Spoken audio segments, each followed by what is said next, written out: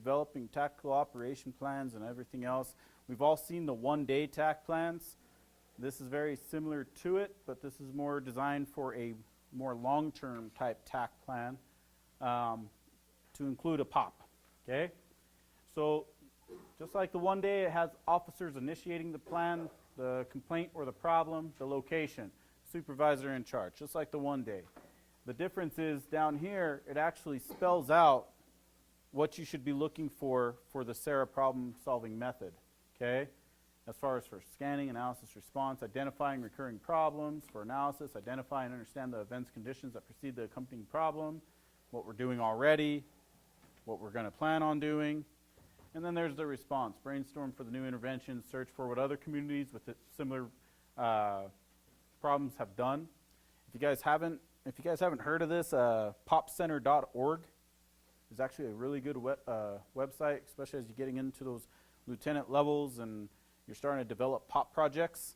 Popcenter.org is a website that's by the COPS office, and it pretty much shows successful and unsuccessful TAC plans of other cities for similar problems. So if you type in 39 fivers, what TAC plans have been done, it'll actually show you a bunch of different TAC plan POP projects that have been done. If you type in auto theft, it'll actually show you other TAC plans within other cities and things they've done. So popcenter.org, it's a good one to look at if you guys are interested in that as we're problem solving here in the future. And it has assessment. It's going to talk about the data you've collected. It's going to talk about the crime analysis. It's also going to talk about whether or not we were successful or not. Some pictures, some good old community policing stuff, engagement. Calling all block captains. So this is, we talked a little bit about it before. It's not policy, but it's more of a strategy that the administration has pushed forward onto us where we're identifying, what is it? Well, each area command was given all the block captains within the area command, and then we assigned them out to the different officers. The officers are supposed to be contacting them every month by email and having a face-to-face meeting with them every 3 months, right? Talk about the issues that they're having. If they are having issues, there's probably going to be more communication had. Then that's going to also develop into these sort of these TAC plans, like the forms I was just showing, or it's going to be documented on what? The community events form, where you can actually incorporate SARA onto it. A lot of the, from what I've seen at this point, a lot of the block captains are either content or they haven't engaged at all. Some of them haven't gotten back. Some of them are trying, my officers have been trying to reach out to them to no avail. But there are a couple who are involved. They're just saying there's not a whole lot of issues going on. But we're going to continue it. It's something new. Hopefully it continues to develop. Okay. We're going to get into the community policing practical exercise. How many people do we have in here? 3, 4, 7, 8, 9, 10, 11, 12, 13, 14, 15, 16, 17, 18, 19, 20. So about 30. Let's separate into groups of 6. No more than 6. Okay? What I brought in, there's those big old notepads over here. Each group grab one of the notepads and a marker. Hold on, don't move yet. When we break up, each group will grab a notepad. It's more so just your brainstorming. I don't need everything on the notepad put onto the TRAX community event form. The notepad that you guys are going to be writing on is more so just to generate ideas, because after we're done with the project, we're just going to have a group discussion and see what other teams also developed, because everybody's going to come up with some different things, okay? On your TRAX form, keep it simple. Whoever you choose to do the TRAX form needs to list everybody in your group at the top of that first box, like we shown in the example. Keep the TRAX form simple. Scanning, these are the issues. Analysis, this is what's been going on. This is what we're going to do. You know, this is the underlying problem. This specific alley or this specific business or this specific crime is what's going on, right? Response, that's going to be up to you guys. Keep it simple. It doesn't need to be drawn out. It's just it's testing more so just the fact that you guys understand what the problem-solving method is that we use on our department. Sarah, and you guys understand what the TraxForm looks like and what it's for. So we're going to separate into the groups. Only one person needs their computer. The scenario is going to be given here in just a bit. If you need a map, of course, use your computer, use Google Map, whatever you need to do to figure out your area. You're going to establish the problem-solving strategy through the use of the community policing philosophy. So think about some of the places you might want to speak to, certain businesses, certain entities in the city councilors, other departments, whatever it may be, other agencies. You know, throw that into your response or your analysis, wherever it fits in on what you guys want to do. Think about the 8 steps in building community partnerships. You know, how are we going to engage with them? And again, this doesn't need to be in the TraxForm, but think about it as you guys are putting together your brainstorm onto these notepads. How are you going to implement your plan? Think about the roles. You know, all of us are APD in here. But think about how a community member might be viewing the problem. Think about how a business might view the problem. Okay? How a city councilor might view the problem. Think about it that way as well. Maybe spur some different thought as you guys are coming up with your response. Cool. Develop a goal. Have a goal for what you guys plan on doing. I'm going to read this once. It's a bit small. I think, you know, it's a smaller classroom. You guys should be able to read it from where you're at. If not, take a picture of it. I'm going to leave it up here. I'm going to read it once to you, though. The commander recently received numerous emails from citizens in the Fair West Neighborhood Association complaining of recent auto burglaries. The Fair West Neighborhood Association is west of San Pedro and north of Central within District 6 of the city of Albuquerque. One neighbor was extremely upset an unknown offender had entered their garage and stole their golf clubs. The neighbor states they do not know who the offender is, however knows of a bunch of shady characters who hang out not too far from his house at Central and San Pedro. The neighbor conveys the thought his clubs may have been sold to a nearby pawn shop on Central and San Pedro. While taking calls in your beat, you make contact with the owner of Sonic. The business is just south of Central and east of San Pedro. The owner states numerous individuals have been loitering in the alleyway behind their business. The alleyway goes from San Pedro to Florida. The alleyway smells heavily of urine and feces. Numerous discarded used needles can be observed from one end to the other. While observing the area, you are approached by 2 other business owners who state the subjects appear to be homeless and often empty out their dumpsters into the alley, forcing the owners to clean the mess. The owners all complain of ongoing aggressive behavior they are challenged with from these individuals when they are asked to leave. One owner states, "No one wants to come to my business when there is someone with a needle in their arm yelling at them." Another owner indicates they have to keep their business doors locked ever since one of the regulars came in and punched their employee. We don't feel safe. That's the scenario. Think about your qualitative data. Consider quantitative data as you're coming up with scanning. Some of the things that have been said, some of the things that have been observed. Okay? Think about Sarah as you're coming up with how you're going to solve the issues this specific area has been plagued with. So go ahead and break into your groups, grab your notepads, and we'll go for about 40 minutes or so until we break into discussion. So you got 40 minutes to come up with your Sarah plan, get your TraxForm done. When you guys are done with your TraxForm, export it to a PDF and email it to me, please.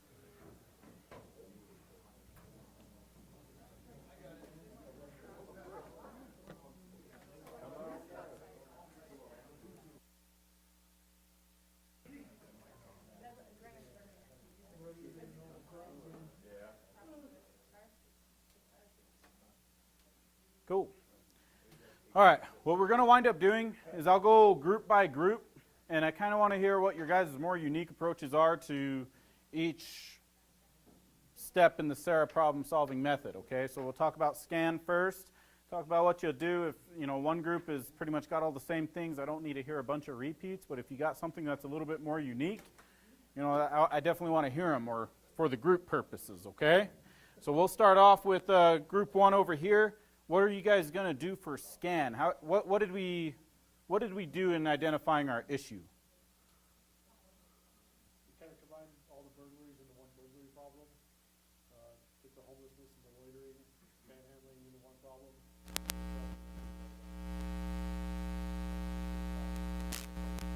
Okay. And where did you find that information? Like it, where did that information come from? Where did you get it? Okay, so from the community's concerns, right? The neighbors were complaining about the burglaries. You had the businesses complaining about the loitering. So you got it from qualitative data, right? All right, group 2. Where'd you get it? What do you have for scan? Same thing. No differences. Piggyback, We also added in the drug use. What's that? We also added in the drug use, just knowing that that's normally a big problem within the homeless community, but we separated that out. Okay. So drug use. Yeah. You think drug use could be more of like an underlying factor Yeah, so as what far as the burglaries? And that's it, what we looked at was with homeless, and then the burglaries, normally that property crime with homeless people is due to supporting some sort of substance abuse habit. So we separated them into the 3 categories, and we got that information using, if we were doing this in a real live issue, we'd get that information from crime analysis, RTC, talking with the stakeholders of the community, i.e. MATS and all that, with what they're seeing in that area. And part of in the paper here, there's a bunch of discarded needles and all that, right? So it kind of attributes that there could be a drug problem, and I like the way you're going with that. Underlying causes. More of a diabetes problem than a drug problem. Diabetes. Gotta keep that blood sugar right. Yeah. Well, you're looking at the fact that they're supporting a drug habit, so that might be more of the underlying cause.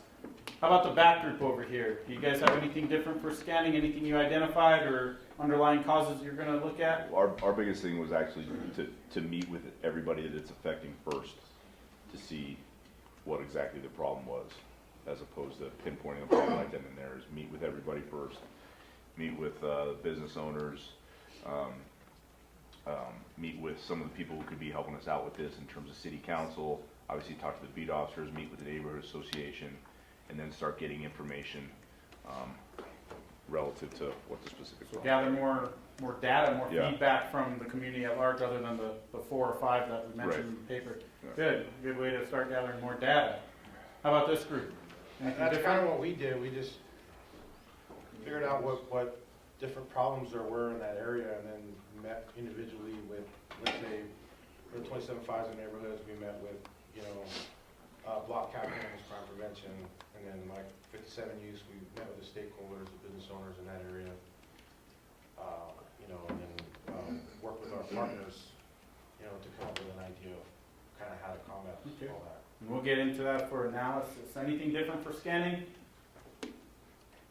No, we looked at the environmental factors as well, like lighting, fencing off certain areas, like Changing like the location part of it? Okay, so some of those could be attributing factors that it's giving criminals an outlet to even be doing their dirt in that area, right? So that could be a problem. That's good. Some underlying causes, so good. Anything different over here for scanning? I think the only added one that we had was also that the state fair is right there, so contacting New Mexico State Police to find out maybe when things are closing down there, what time are the crimes happening, is it affected by Good. people walking off of state fair? Awesome. So we got identifying good partnerships with the state or even with the other community at large. We also have hitting up, what was the one you guys said? Just the stakeholders and businesses. Yeah, stakeholders, businesses. I like the crime, environmental design, changing some of that. That could be an underlying issue. The drug one's a very good one. So a big part of what we also do with scanning is the fact that we do have 2 different areas, but they're very close, right? And what do we have? As a department, we have limited resources, don't we? So, and time. And one of the biggest things we complain about is time, and making time to do this. So when we start to divide these problems into several different problems, now we're making more meetings and we're making more time that we have to attribute ourselves to. When maybe that underlying cause of that general area could be in the environmental and a drug type issue. Now we put them into one group, and now there's one meeting instead of 3 or 4. So that helps us out on our time management as a police department. All right, we're going to start on this end for analysis. What do you guys got? Your hypothesis as to why the problem's occurring. What's going on? What do you have for analysis, just in general? Okay, to analyze, we have the RTC getting issues in the area, time, days when it's happening, contact business owners and homeowners associations, and impact and the field officers for response there. New Mexico State Police, Coast, Safe City, and Clean City, Solid Waste, city engineering for the lighting and alley, crime prevention specialists for the areas and outreach programs to help with the population that is causing the trouble Okay, over there. so getting some outreach to the homeless that tend to be committing the crimes of burglary and stuff like that. And then getting enforcement action using impact and everything, is that what Yeah, well, that's just like the people that we would include? into the response. Okay, all right. To help us develop where the underlying problem is from. Okay, cool. So like a think group, a think tank.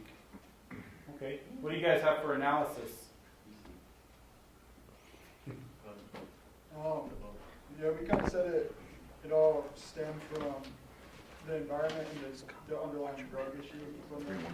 So trying to hit on that and bring different resources in to clean up the area and really take away their entire location to be able to Okay. start everything.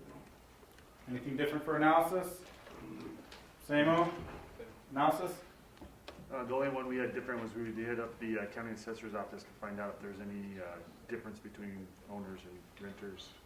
Okay, right on. And that might have importance for when we go to the Safe City Strike Force. We have more leverage if it's a renter versus owner and vice versa.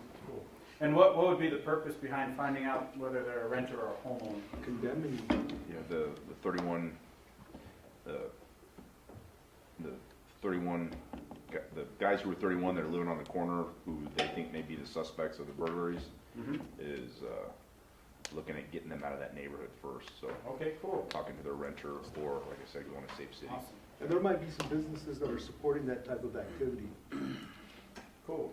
So see that, like, even though we're all cops in here, we come from different perspectives and different resources, different mindsets on how we approach a problem.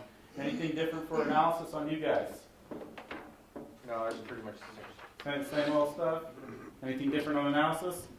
Beat it? Okay. This is where I expect to see a little bit more of a different approach on response, because everybody's going to have a different idea about it. And if you're going to talk about, it's not just, oh, a horse mounted unit, I get them. Well, to do what? You know, if you're going to talk about what you're going to do, if you're going to ask a unit or a department or an entity of any sort to be part of your plan, have a role and a purpose for them. So we're not wasting anybody's time. Think about that too.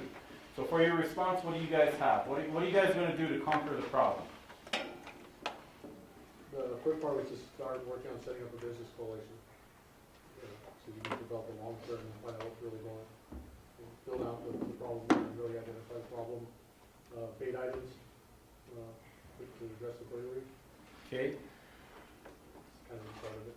So the bait part. So your first goals would be to get the community together, the partnership, and getting the bait program together in that area. And then work with the businesses to clean up, but also to continue a long range plan of continuing the area. Okay. What do you guys have for response? Set the goals first, you know, our short-term goals, our long-term goals with the stakeholders and who they are. You know, with the short-term goals, obviously we're gonna do TAC plans and bring more resources into the area. But for the longer terms, to educate those stakeholders and let them know, hey, these are some different things for us, by getting waste management involved because of all the trash that's been thrown in that alleyway and the needles, and then getting Coast because of the homeless problem involved as well. And then we did bring the horse mounted unit, you know, maybe they could do some patrols for that short-term goal, you know, to address the problems that are going on. Police presence, and if we have more police presence, a lot of times the criminal activity, they're a lot like roaches. You throw police presence in that area and everybody scatters. The minute we pull the police resources out, what happens? They all come back.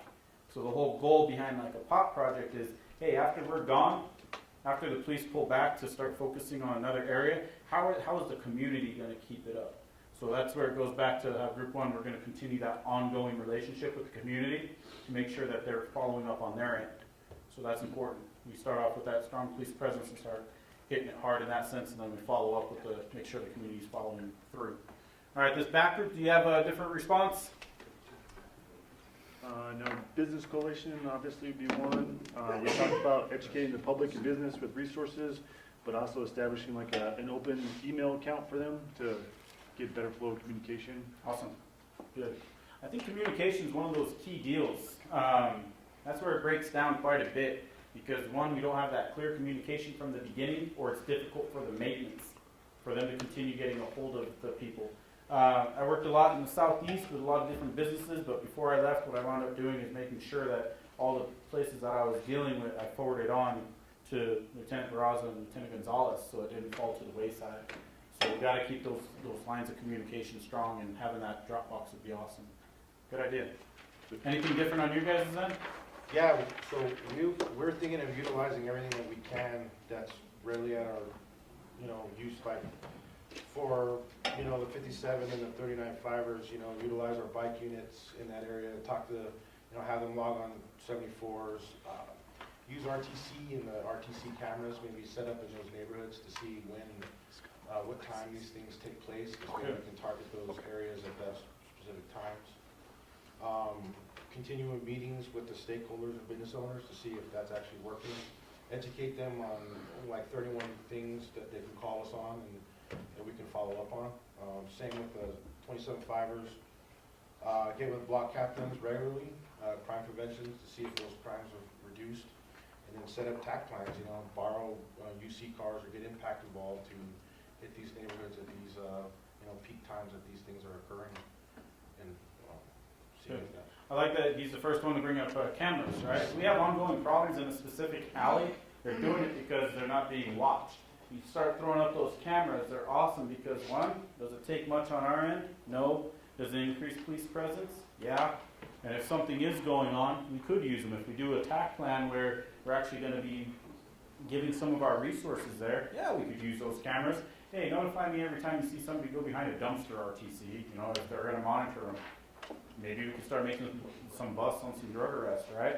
So it's thinking about those resources. You guys focused a whole lot on what we can do, what we have control over with APD, because we got a whole mess of resources. We're strapped. I know we're all strapped, but we do have a mess of resources that we could use. And but also think about the community, getting those fencings up, stuff like that. And I think that's where these guys are focused on. What was your guys' response? It was a lot of the same stuff, and then bringing the community into it, so if they don't have a neighborhood watch, get neighborhood watch going, and then we can download apps where they can all comment on it with each other, they can take pictures, send it to each other, hey, 31 subject here, like all that kind of stuff, and then they can bring that information to us. And then getting a pawn shop detail into it as well. They can do it 27.5s, then you'd be taking it to that pawn shop right there. We'll start focusing on that a little bit more. Absolutely. That was one of the concerns of the citizens, right? My stuff's getting sold to that pawn shop. So we're going to find one or two things. If we can get a pawn shop detail involved, we're going to bring some clarity to the issue that, no, actually they've been checking into them. We have pawn shop detail on it. That's going to bring more reassurance to the person who's making that complaint, show that we're legitimate in our actions, right? So those are good things. So awesome, yeah. Definitely use the resources that we have. For response, do you guys have anything different?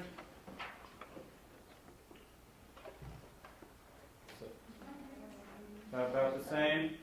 Getting the community involved. We want to definitely task the community with stuff. Whether that's changing their properties, whether that's getting educated, whether that's them facilitating the meetings. Often we would start off getting the meetings going. We would be that leader in the community of, hey, we're setting up this meeting, please be there, we're going to talk about this. By the third or fourth meeting, we'd be turning that over to somebody who's in that group. Hey, it looks like things are getting better here, but these meetings should still go on.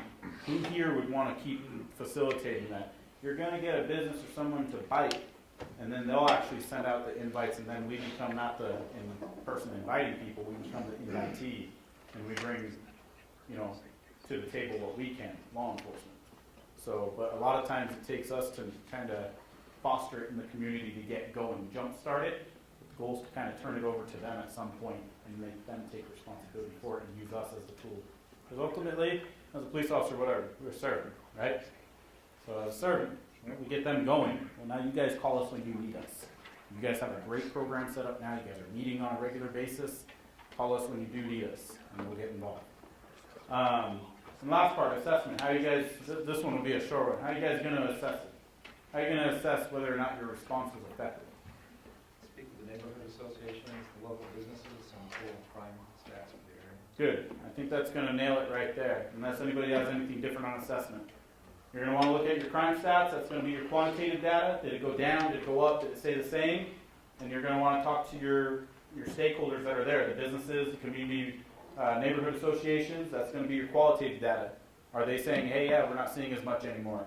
If they start saying that, you attach that to your TAC plan, whatever you're doing. That shows, hey, we're done here. And then it goes down to the maintenance part. At that point, hey, you guys let us know. Let's meet every 3 months. Who wants to take the lead on that? You get somebody like the neighborhood president or the block captain to take charge of that responsibility. And that helps us out a lot because, again, do we have a ton of time? Not really, right? But if they invited us every 3 months, hey, can you be here, have some officers here? Yeah, we can do that. Absolutely. So, but we don't have to run the meetings every time. Cool. All right. In summary, community policing is a philosophy and has become ingrained in how we function as law enforcement nationwide. It's talked about in the President's Task Force 21st Century Policing. It's ingrained into the consent decree. It's been ingrained into our policies and procedures of what we're doing here at the department. Okay? Something we need to adapt to if we're not doing it already. And learn and understand and give it to our officers. Much of APD's community policing guidance is in line with, okay, just got done with that. One of the things that was told to me when I first came on, it was by Dave Bartram. He had just come back as a rehire. And I was working Balloon Fiesta back when we were forced to do that as the new guys. And I remember day 6, I was like 2-3 months on the job on my own. And day 6 or 7 of the Balloon Fiesta, it was miserable, it was cold. You know, we've almost been run over a bazillion times. People don't listen to the directions you're giving them to go which way or that way, you know. And I remember he was still smiling and he was still having a great old time. And I remember asking him, how are you still in such a good mood after 6-7 days of this? And he goes, I'm not. I go, oh. And he goes, but I know you have to be a good ambassador to the department. He goes, if I show them my grouchy side, that's how they're not only going to view me, they're going to view the rest of the department. So you always have to be a good ambassador to the department. And that's, it's never went away. I always remember that. So every meeting you guys go to, stuff like that, remember it's not just the way you're presenting yourself, but it's also a representation of our entire department. So with that, being that ambassador, oftentimes we're that liaison, we're that first line of government that they're going to come into contact with. We are that liaison between the government and the citizens we come into contact with. Is every problem our problem? No, it's not. But often we're that good steward of information on where we can send them to alleviate their problem.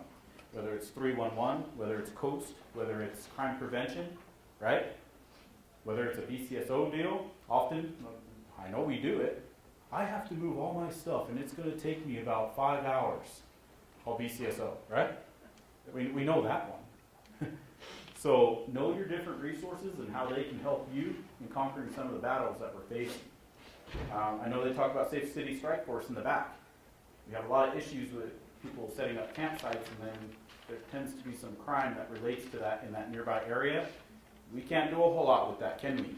We can go out and talk to them and check on their welfare, but we're not booting them as police officers. Well, who does? Safe City Strike Force. That's who's doing it. Andy Leyva, and I think he's still around. I know he was doing that that's what all he was doing. He'd go out and do outreaches that way and wind up doing eviction notices. So keep that in mind. When we see a bunch of tents on the side of I-40 or I-25, wherever they're at, it may not be our problem. But because we're that liaison, let's get the person who is part of that problem-solving sequence involved. But thank you guys for your time. I know this can be a brutal subject, but thank you guys for your time and your attention. And if you have any questions for me, I'll be around. So Troy will be here at noon. So you guys have a little bit of a break, and then behavioral sciences will start. Thank you guys.